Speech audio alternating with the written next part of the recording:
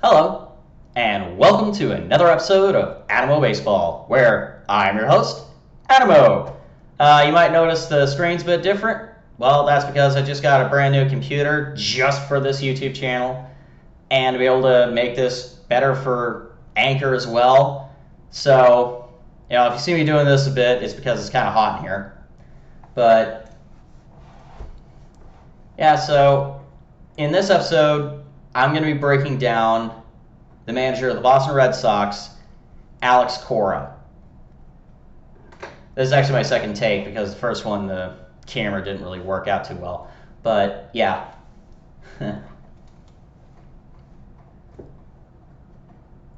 So, last season, I didn't do this on YouTube. It was solely on my podcast. And on Mondays, I would release the best player in insert team here's history. So whenever I would do that, I would break it down a certain way. And my first episode, I really didn't have like a set formula for how I would try to cover everything, be respectful, and still get the point across. I felt like I did a decent job on that episode. I did Greg Maddux because it was him or Hank Aaron, and I decided to go with Greg Maddux. If you chose Hank Aaron, that's perfectly fine. I did a separate episode on Hank Aaron back in January on that podcast. That was more from the heart than it was formulaic, but I did do that. Well, I realized that last week I kind of left a lot to be desired with Brandon Hyde. And, Mr. Hyde, if you're watching, I apologize because I did not do a very good job on your episode. So I want to try to do better on that moving forward. And so the reason why I brought that up with the Monday episodes last year is because I'm going to start trying to break down the managerial episodes every Wednesday in the exact same way, or at very least somewhat similar, because if the manager had a playing career, I want to cover the playing career, not just the managerial career. That way, it really helps to elaborate as to how or why either A, they became a manager, or B, how they know how to manage a certain way, or what it is that they do that just works.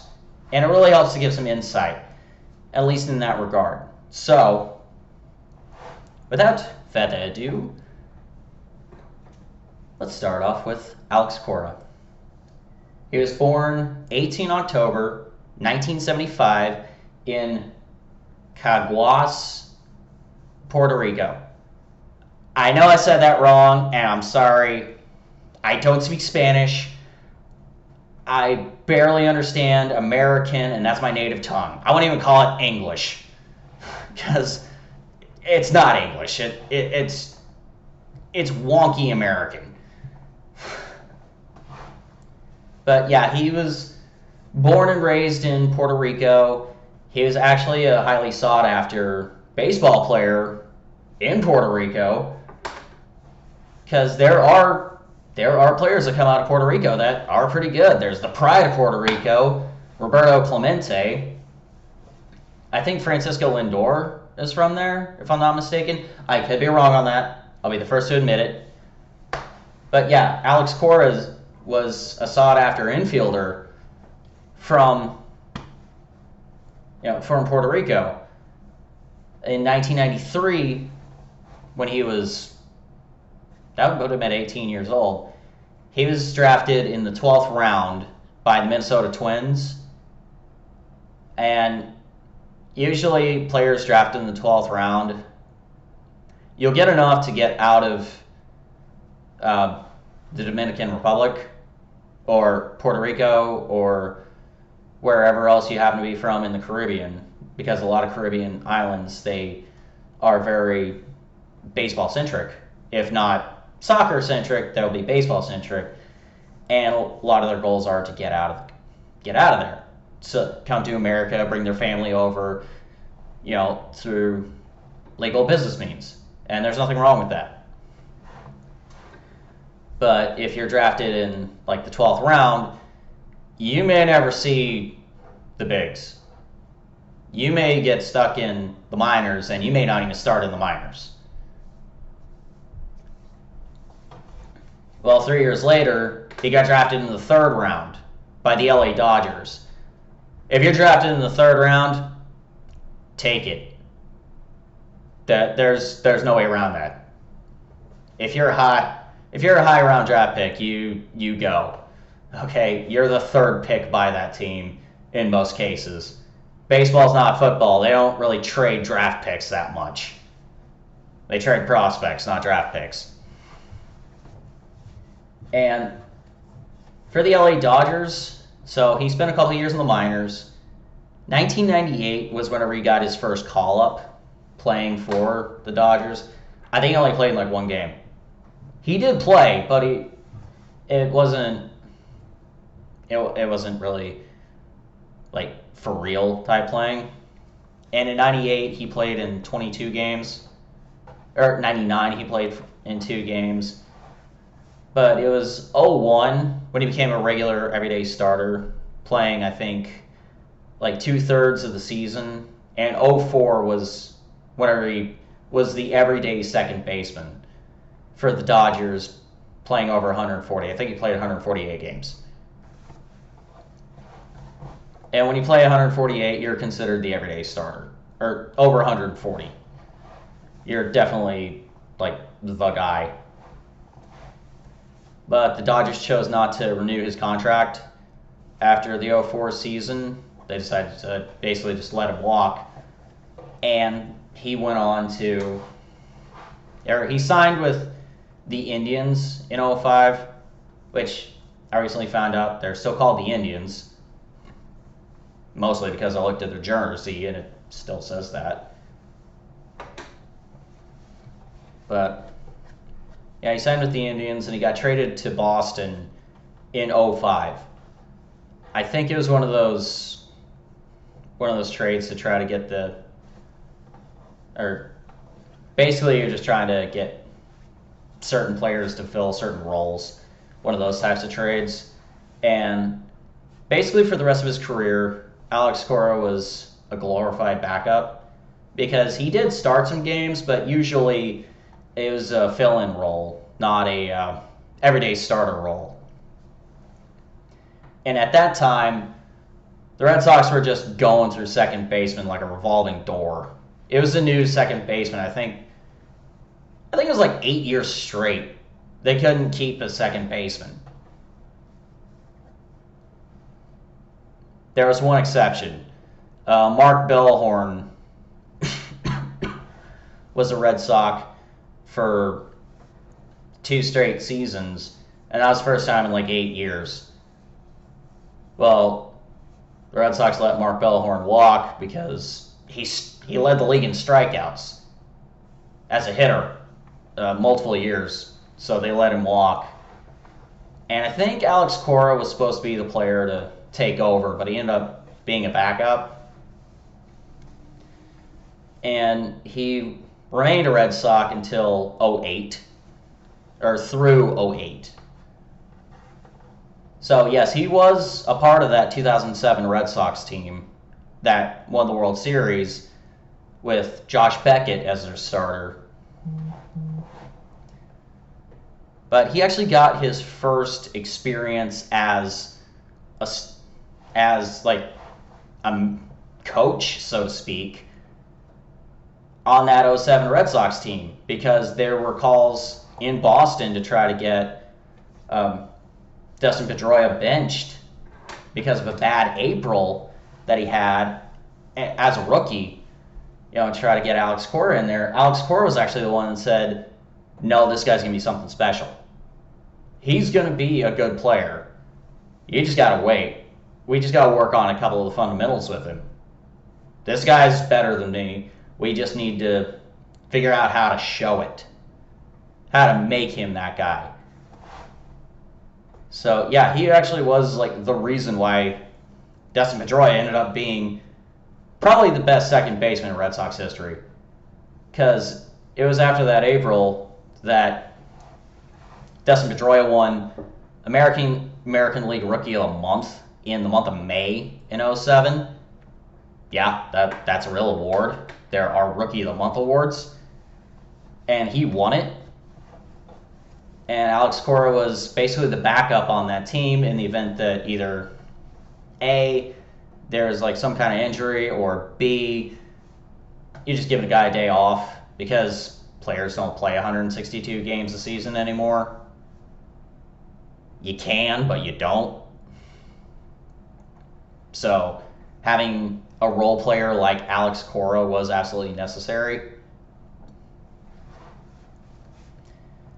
So he actually was already getting his coaching in, and I don't know if it was intentional or not, but he was already starting to do that type of thing. And in that World Series, he was on the World Series roster.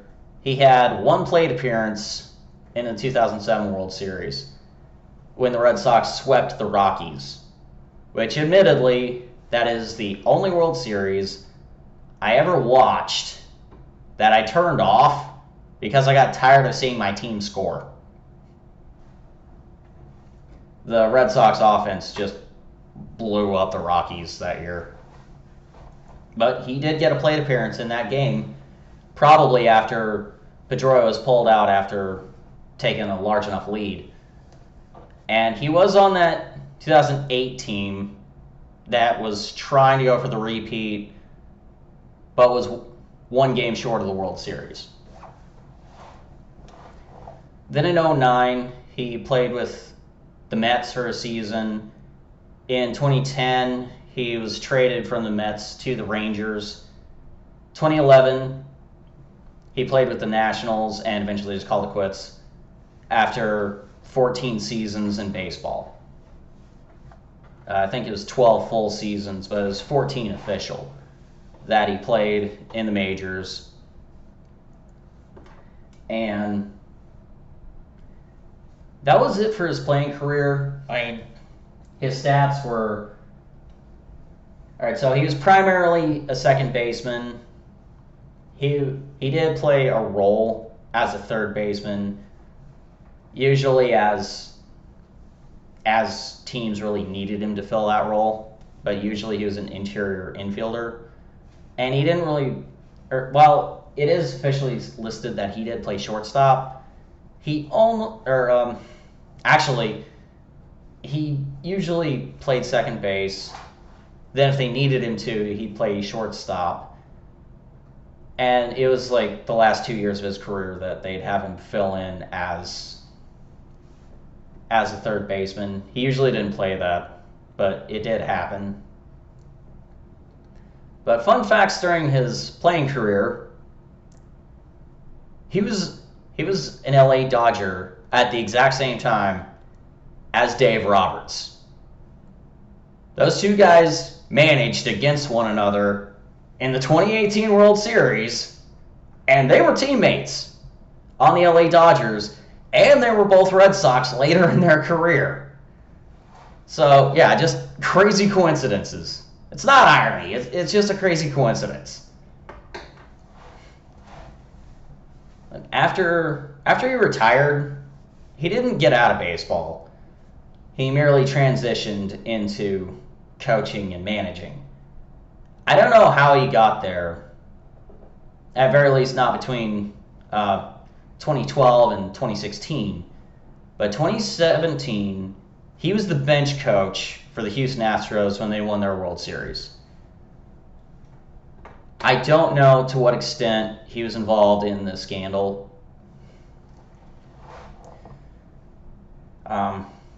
A.J. Hinch has openly apologized, and the Red Sox did fire Alex Cora after the 2019 season when it came out that the scandal happened.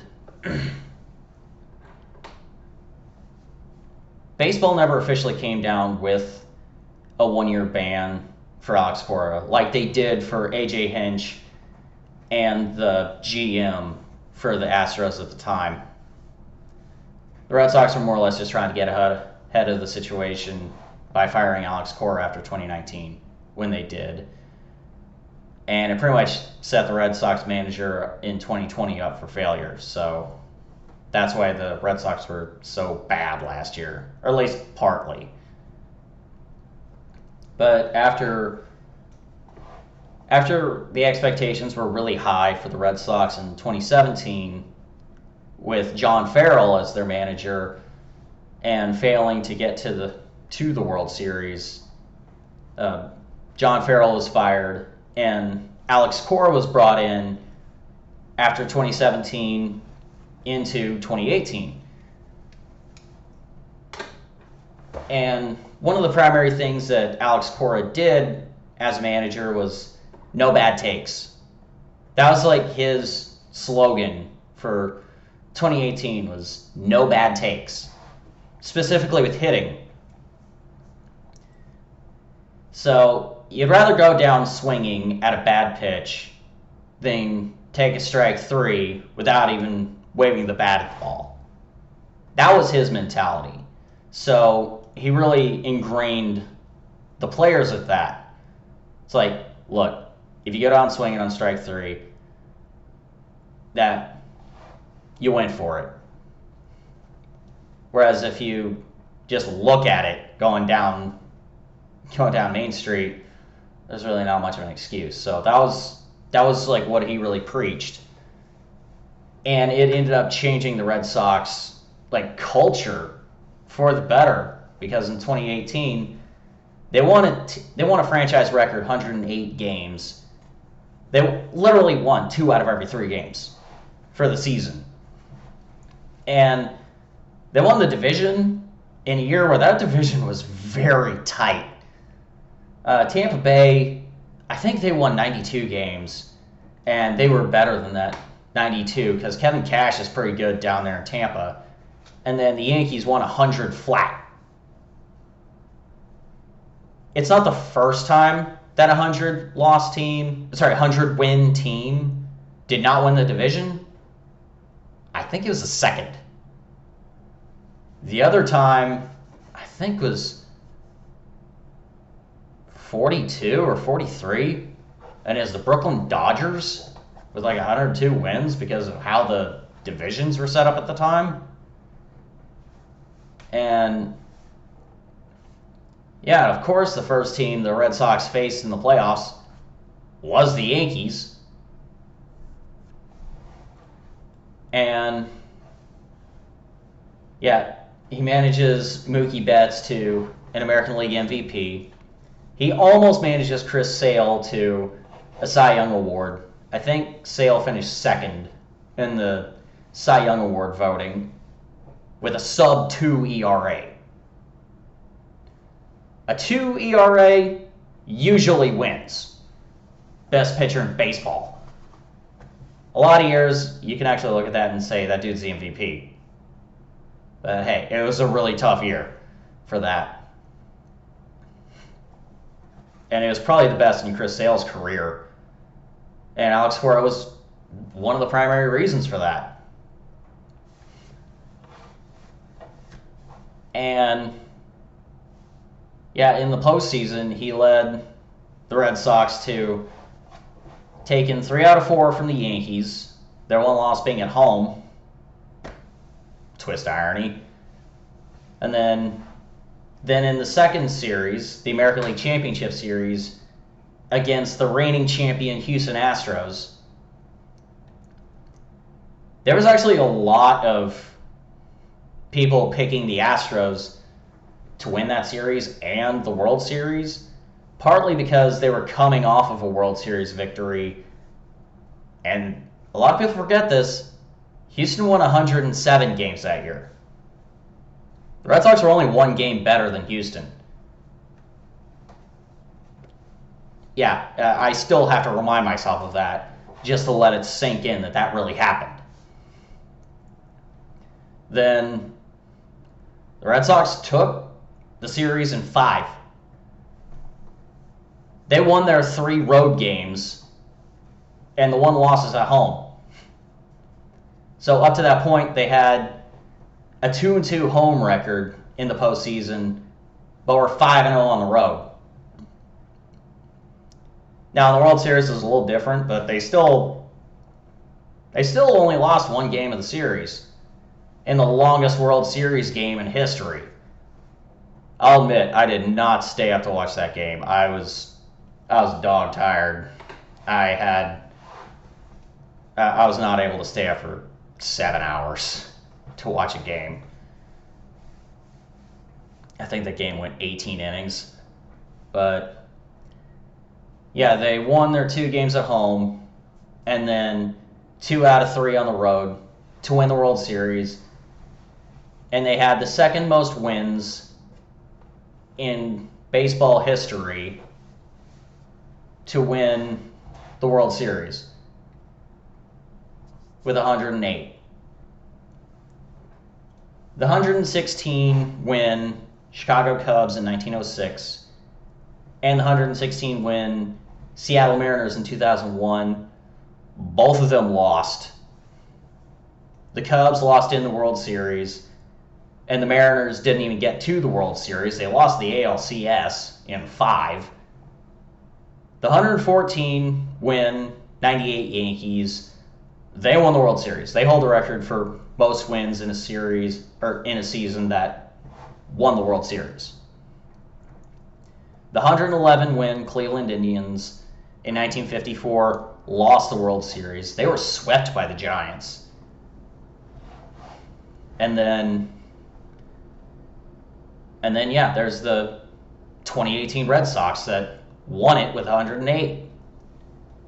And Alex Cora was the primary reason for that. And then in the follow-up year, the Red Sox had a winning record, but they did not have, they didn't go to the playoffs. Most of their issues surrounded the fact that their starting pitching just wasn't as good. Mostly, Chris Sale wasn't pitching as well as he had been. Nathan Eovaldi got hurt. He's actually had trouble staying healthy since then. Eduardo Rodriguez is also having some injury and consistency issues since then. Craig Kimbrell got signed away, so their bullpen hasn't been as good. That 2018 team, he made Craig Kimbrell one of the best. He was one of the guys that got Craig Kimbrell as good as he was. And Kimbrell has not been able to replicate that, even as a Cub since then. Then 2019, they finished 84-78. So, not bad, but not really good. And then the whole sign stealing scandal thing came down the pipe, and Alex Cora ended up taking the heat for it. He handled it very diplomatically. Look, I'm sorry. I'm sorry for any of the pain that it caused. Just about anything you could really expect. Or just doing it right, handling it the right way, and then the Red Sox rehired him this past postseason, or this past off season, because in 2020 the Red Sox finished dead last in the American League East, and they needed a coach, manager who knew what he was doing. So they were willing to take a chance on him. They brought him back. And so here we are in 2021. I'm recording this on April 11th. It's a Sunday prior to this episode coming out. And obviously there's a lot of season left to be played. But as it stands right now, they got a 6-game win streak going. They happen to have the same win percentage as they did in 2018. It's still early, so I'm not going to get too carried away with that. But yeah, he's definitely tried to move forward best as he can. And I do still respect him. I do. I respect him. The man's had a long career. He's had to do a lot of bench riding. And when given the chance to shine, he's definitely done everything he can to shine. He's one of the managers for the Red Sox that's been a rookie manager that's won the World Series. 3 of the last 4 Red Sox World Championships were won by rookie managers. And he's the one that did with the best record of them all. Those are my thoughts on Alex Cora. And if you'd like to let me know your thoughts, good or bad, I do ask that you try to be respectful. But at the same time, if you think that I was being a bit toothless, or you think that I was too harsh, or you want to cover something that I just missed, I'm man enough to admit that I'm not going to get everything. So please let me know your thoughts down in the comments below. And if you like it, go ahead and hit that thumbs up button. And if you really like it, go ahead and give me a subscribe. And then if you're listening on my podcast, come on over to my YouTube channel and leave me a comment. Good, bad, neutral, I don't care. I just want to hear from you. And I really want to know what you think. Or you can hit me up on Twitter at AdamoBaseball. First thing that pops up, or at AdamoBaseball1. So with that being said, thank you for listening and watching. Cheers until next time.